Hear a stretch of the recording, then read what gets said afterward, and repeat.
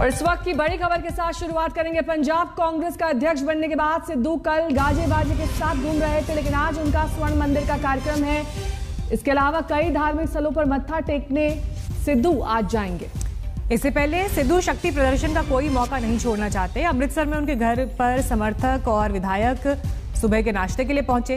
यहीं से लाव लश्कर के साथ सिद्धू स्वर्ण मंदिर के लिए रवाना होंगे। लेकिन इस बीच अभी तक अमरिंदर सिंह की तरफ से ना तो उन्हें कोई बधाई मिली है, ना ही मुलाकात हुई है। अब उल्टा ये कह दिया गया है कि माफी के बगैर तो ये मुलाकात नहीं। जो शब्द और जो आरोप सिद्धू ने इससे पहले मुख्यमंत्री पर लगाए हैं, उन्हें पहले वो वापस लें और उसके बाद ही ये मुलाकात संभव है। लेकिन इस बीच सिद्धू भी अपने शक्ति प्रदर्शन में जुटे हैं और उसकी एक तस्वीर आपके सामने, जब सिद्धू के घर नाश्ते पर उनके समर्थक और विधायक पहुंचे।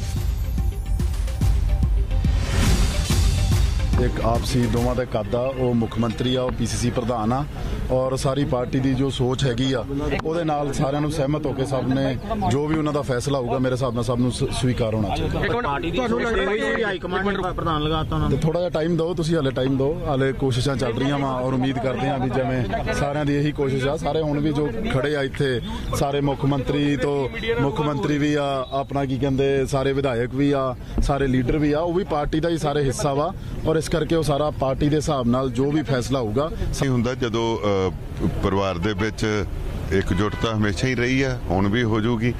थोड़े बहुत जे डिफरेंसिस हो जाते कई बारी, पर मैनू नहीं लगता कोई डिफरेंसिस है। पावर ही अलग अलग ने, वो मुख्य मंत्री ने जी पार्टी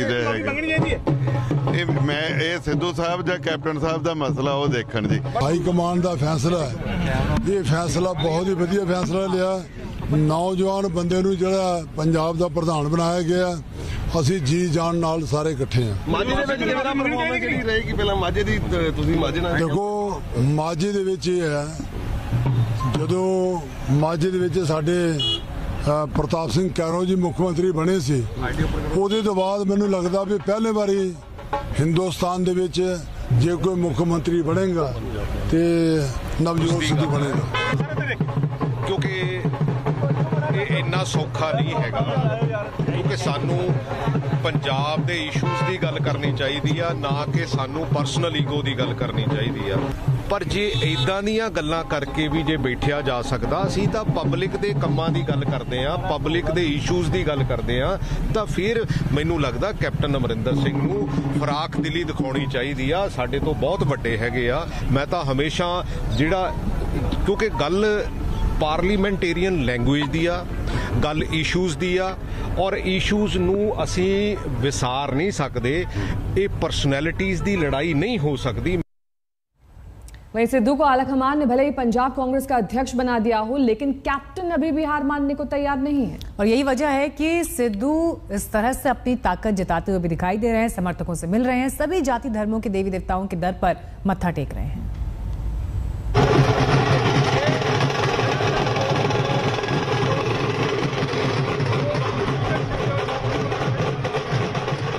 कबड्डी के लंबे दौर के बाद सिद्धू के लिए भांगड़े का वक्त आखिर आ ही गया। पंजाब कांग्रेस का अध्यक्ष चुने जाने के बाद वो अमृतसर पहुंचे हैं स्वर्ण मंदिर में हाजिरी लगाने। मंगलवार को उनके अमृतसर पहुंचने पर कांग्रेस और यूथ कांग्रेस कार्यकर्ताओं ने सिद्धू का जोरदार स्वागत किया और सड़कों पर जुलूस इस अंदाज में निकाला मानो सिद्धू कोई बड़ी जंग जीतकर घर लौटे हों।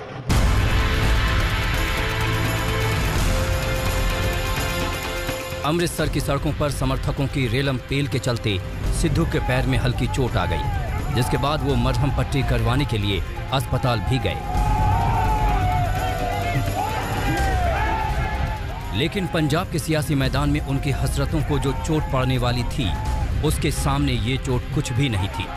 इसलिए सिद्धू आज ऊपर वालों का शुक्रिया अदा करेंगे। इस थैंक्स गिविंग में जाति और धर्म का पूरा ख्याल रखा गया है। सबसे पहले दोपहर 12 बजे के करीब वो स्वर्ण मंदिर में मत्था टेकेंगे। इसके बाद वाल्मीकि मंदिर में दर्शन करेंगे और आखिर में दुर्गियाना मंदिर में देवी से आशीर्वाद लेंगे। लेकिन सिखों की सबसे बड़ी धार्मिक संस्था शिरोमणि गुरुद्वारा प्रबंधन कमेटी के मुताबिक सिद्धू की ताजपोशी भले ही हो गई है, लेकिन ऊपर वालों का उन पर भरोसा नहीं है।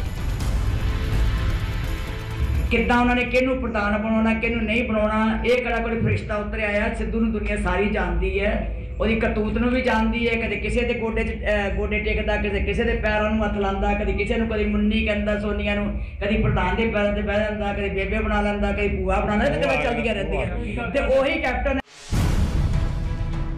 सिद्धू ने ये जंग भले ही जीत ली हो, लेकिन कैप्टन खेमा अभी हथियार डालने को तैयार नहीं है। ऐसी अटकलें थीं कि सिद्धू की ताजपोशी हो जाने के बाद कैप्टन उनसे मुलाकात कर सकते हैं, लेकिन सीएम के मीडिया सलाहकार ने इन खबरों को खारिज कर दिया है। सिद्धू ने कैप्टन अमरिंदर से मुलाकात का वक्त मांगा है। ऐसी खबरें गलत हैं। सीएम के रुख में कोई बदलाव नहीं है। सीएम तब तक सिद्धू से नहीं मिलेंगे जब तक सिद्धू उन पर निजी हमलों के लिए माफी नहीं मांगती। पंजाब के मंत्री और कैप्टन के खासम खास ब्रह्म मोहिंद्रा ने भी सिद्धू के ताजपोशी के बाद खुलकर अपनी आस्था जता दी है।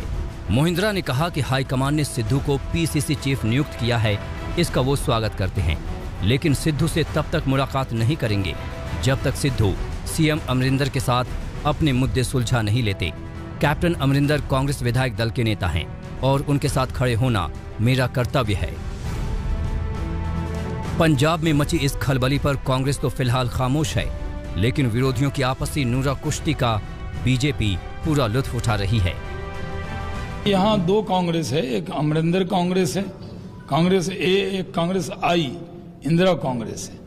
इंदिरा कांग्रेस के अध्यक्ष, कांग्रेस आई के अध्यक्ष सिद्धू जी बने, उनको शुभकामना। बीजेपी से ही हमारे पुराने साथी हैं, वहां जाके बॉस बन गए पंजाब कांग्रेस के, अच्छी बात है। आला कमान को खुलकर अपनी नाराजगी जताने के बावजूद फैसला कैप्टन अमरिंदर के खिलाफ आया। जाहिर है पार्टी ने नफे नुकसान का हिसाब करने के बाद ही ये फैसला लिया होगा। अब बारी अमरिंदर की है। देखना होगा कि पार्टी और आला कमान के गणित को वो कितना झटका दे पाते हैं। अमृतसर से मंजीत सहगल के साथ आज तक ब्यूरो। और सीधे इस वक्त आपको लिए चलेंगे अमृतसर, जहां से मेरे सहयोगी मंजीत सहगल इस वक्त जुड़ गए हैं। मंजीत, आज क्या कार्यक्रम रहने वाला है सिद्धू का? कितने बजे किस मंदिर में पहुंचेंगे?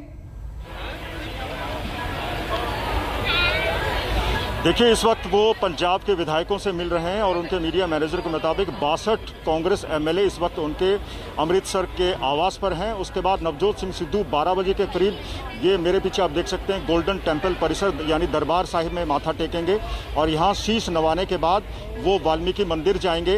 उसके बाद वो दुर्गियाना मंदिर जाएंगे, जो काफ़ी बड़ा हिंदू मंदिर है। सो कुल मिलाकर आज नवजोत सिंह सिद्धू धार्मिक स्थलों में जाकर शीश नवा रहे हैं और भगवान से आशीर्वाद ले रहे हैं, लेकिन कहीं ना कहीं उनको मुख्यमंत्री कैप्टन सिंह के आशीर्वाद की ज़रूरत भी है। अभी तक मुख्यमंत्री उनसे नाराज चल रहे हैं, पार्टी हाईकमान से भी नाराज हैं। मुख्यमंत्री ने मुलाकात का वक्त नहीं दिया है अभी तक। नजर बनाए रखें, आगे भी मंजीत आपके पास अपडेट्स के लिए लौटते रहेंगे। रुक करते अगली खबर का। बात अब ममता बनर्जी की।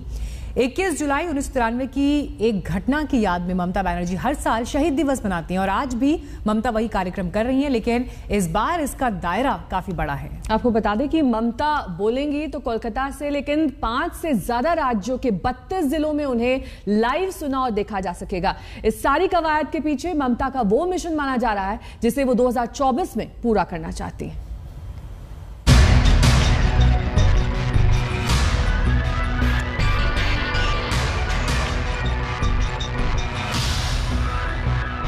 नाम भले ही शहीद दिवस का हो, लेकिन ममता के असल मकसद को लेकर शायद ही किसी को कोई शक हो। खास तौर पर इस बार शहीद दिवस कार्यक्रम का आकार और प्रकार दोनों बता रहे हैं कि मोदी विरोध वाली सियासत की कमान किसके हाथ में हो। ममता यही जताना चाहती हैं। शहीद दिवस कार्यक्रम पर ममता कोलकाता से भाषण देंगी, लेकिन उनके भाषण का सीधा प्रसारण देश के अलग अलग राज्यों के 32 जिलों में होगा। इसमें यूपी, गुजरात, दिल्ली, तमिलनाडु, त्रिपुरा और असम शामिल हैं। यूपी में लखनऊ, वाराणसी, मिर्जापुर, आजमगढ़ और बरेली में ममता के भाषण का प्रसारण होगा। ममता बांग्ला, अंग्रेजी और हिंदी में भाषण देंगी। इसका राज्यों की स्थानीय भाषाओं में अनुवाद किया जाएगा। प्रसारण वाली जगहों पर पहले से ही जोरों से प्रचार अभियान चलाया गया है। अब गुजरात चुनाव में भी खेला होवे। जी हाँ, बिल्कुल। टीएमसी जो है वो अब गुजरात में भी 2022 के चुनाव में खेला करने के लिए तैयार है और आप देख सकते हैं जो बड़े बैनर्स हैं वो यहाँ पे लगाए गए हैं। ममता दीदी 2022 के चुनाव में गुजरात में जो उनकी पार्टी है वो चुनाव लड़ने जा रही है। वैसे में ये वर्चुअल मीटिंग का यहाँ पे बैनर लगाया गया है। ये अहमदाबाद का गीता मंदिर बस स्टैंड है और आप देख सकते हैं इसमें लिखा हुआ है 21 जुलाई शहीद दिन के दोपहर 2 बजे वर्चुअल मीटिंग की जाएगी और चेयरपर्सन होगी ममता बनर्जी। 21 जुलाई को 1993 को कोलकाता में पुलिस गोलीबारी में यूथ कांग्रेस के 13 कार्यकर्ता मारे गए थे। ममता इनकी अगुवाई कर रही थीं। तब से ममता हर साल 21 जुलाई को शहीद दिवस के तौर पर मनाती हैं। हर साल ये कार्यक्रम कोलकाता तक ही सीमित रहता था, लेकिन सियासत का तकाजा ऐसा है कि इस बार ममता शहीद दिवस के जरिए आधे हिंदुस्तान तक पहुंच बनाने को तैयार हैं। उस किसान मूवमेंट में टिकायत जी जो किसान मूवमेंट का लीडरशिप में है वो भी आए थे बंगाल में, आके बोल के गए हैं कि बीजेपी के खिलाफ लड़ाई लड़ना है तो जननेत्री ममता बनर्जी का नेतृत्व में ही लड़ना है। इसीलिए इस बार 21 जुलाई ये जो इन लोगों का जो शहादत है, इन शहादत को तब तक हम लोग एकदम सैल्यूट कर पाएंगे जब 2024 में बीजेपी को ममता बनर्जी के लीडरशिप में हरा पाएंगे। ममता बनर्जी অনেক দিন ধরে ন্যাশনাল লিডার হওয়ার চেষ্টা করছেন। 19 সমস্ত পার্টিগুলো ডেকে নিয়ে ব্রিগেডের সভাও করেছিলেন। তারপরে সেই পার্টিগুলো বেশিরভাগই নিশ্চিহ্ন হয়ে গেছেন। ওনারও 34 থেকে 22-এ নেমে গেছে পার্লামেন্টারি সিট। সেই জন্য যারা বাংলা সামলাতে পারেনি তারা ভারত কি সামলাবে। ममता के शहीद दिवस के जवाब के तौर पर बीजेपी आज दिल्ली में महात्मा गांधी की समाधि पर जुटेगी। बीजेपी का आरोप है कि चुनावी हिंसा में सरकारी शह पर टीएमसी के हाथों उसके 38 कार्यकर्ता मौत के घाट उतार दिए गए। इसी विरोध में बंगाल के अध्यक्ष दिलीप घोष की अगुवाई में पार्टी धरना देगी। उधर कोलकाता में शुभेंदु अधिकारी ममता विरोध की कमान संभालेंगे। भारतीय जनता पार्टी का पश्चिम बंगाल इकाई के अध्यक्ष सांसद श्री दिलीप घोष के नेतृत्व पे सारे सांसद लोग धरने पे बैठेंगे। 1:30 बजे से 4 बजे तक हमारा हेस्टिंग्स कार्यालय में हम लोग ऑब्जर्व करेंगे। सारे पश्चिम बंगाल में सारे शहरों में जिस हमारा जो शहीद हुआ वो शहीद का काट आउट वहाँ रहेंगे। हाल ही में बंगाल चुनाव में बीजेपी को जोरदार पटखनी देने के बाद ममता के हौसले बुलंद हैं और वो फिर से उन संभावनाओं को तलाशना चाहती हैं जहां बीजेपी के खिलाफ लामबंदी में उन्हें तवज्जो मिले। हालांकि इस तरह की कोशिशें पहले भी हो चुकी हैं, लेकिन क्षेत्रीय दलों के नेताओं में महत्वाकांक्षाओं का टकराव हर बार आड़े आ जाता है। कोलकाता से सूर्याग्नि रॉय के साथ आज तक ब्यूरो। रुकना होगा यहाँ ईश्वरी से ब्रेक के लिए। फौरन होंगे हाजिर कुछ और खबरों के साथ। देखते रहिए आज तक।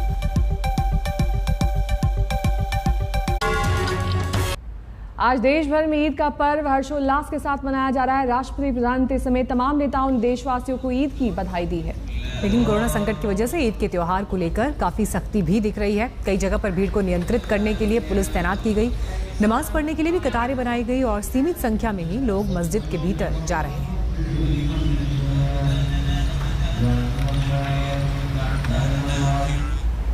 एक और 11 में अभी के लिए बस इतना ही। देश दुनिया की तमाम खबरों के लिए आप देखते रहिए आज तक।